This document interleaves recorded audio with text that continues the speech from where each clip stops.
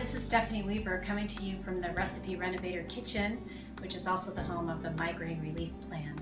Today I'm going to show you some knife skills, and the first little tool that you're going to use is a simple peeler. And I'm just going to take one edge off the carrot, which have already been washed, by the way. And that allows the carrots now are not going to roll around, which is what can be dangerous. I like to scrub down my vegetables and then take the ends off, any good quality peel that's not bad. I save all that to make stock, and I put it all in a zip top freezer bag, a gallon-sized freezer bag, along with chicken bones and chicken innards and anything else that seems like it'll make yummy stock. Is you want to hold the knife like this, okay? You don't want to hold it like this or some other weird angle. And this might feel uncomfortable. I had to practice. I had to learn how to do this properly. You also want a really sharp knife so that cutting is efficient and also pleasurable, actually, if you have a good sharp knife. And this is the motion that you're looking for. Not this. You don't want to make a lot of noise. It's this very smooth motion. And then the other hand, which is your holding hand, you want to use what's called the claw. Again, this is something I had to learn and practice. If you hold stuff like this, it's very easy to cut yourself. When you're using your fingers out of the way like this, you still have a good grip on it, although it feels weird until you get used to it. But then you can keep your fingers out of the way. I'm being good and safe. I've made a round rolly object not move, so there you go, that's good. And then I usually like to cut them a little bit on an angle. You can see that you're not hearing a lot of noise, just a nice smooth motion. Now I'm getting kind of close, so I'm going to stop for a minute. I'm going to move my hand back, maybe move this stuff out of the way. Another tip to keep your blade sharp is not to scrape your blade across, because then you're actually dulling the blade, is to flip it upside down if you're using it to move stuff. The closer I get to the end, the slower I go, so I'm really paying good close attention so that I don't cut myself. When I'm dealing with a really big carrot or vegetable like this, I like to cut them into smaller pieces. So put my knife blade down, press through. So again, this hand is out of the way as much as possible. Press through. So now I've got smaller pieces that I can deal with. So let's say I don't want angled slices. Let's say I want little sticks, which can be julienne or bâtonnet.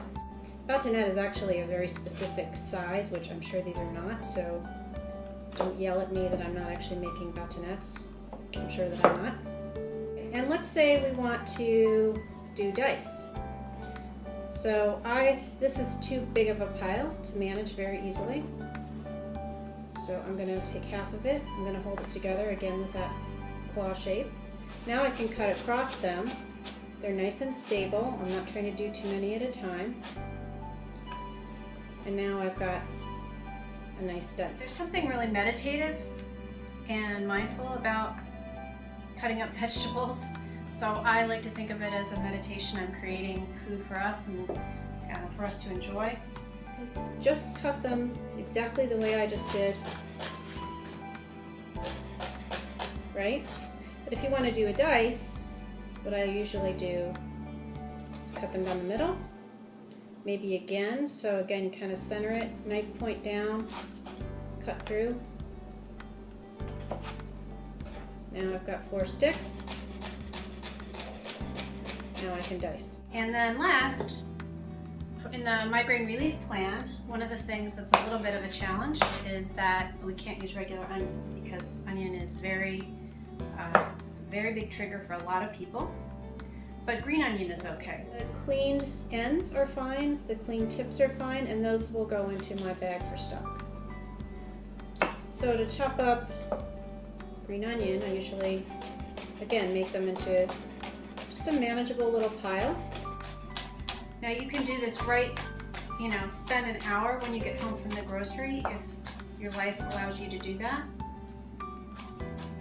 And prep all these vegetables, and then cooking is super easy.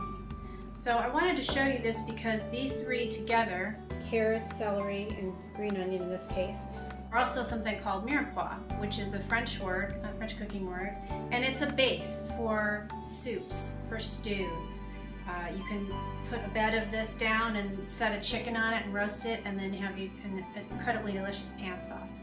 So this is a great base for you, and it would be a great thing if you're going to be trying out knife skills. I would suggest trying, cut up a carrot, cut up a couple of stalks of celery, cut up a bunch of green onions, and try sauteing those in olive oil, and then see how they taste, and you can utilize those for soup or stew. Thanks so much for watching. Check out our online course, migraine-relief-plan.com, as well as recipes on recipierenovator.com. Bye!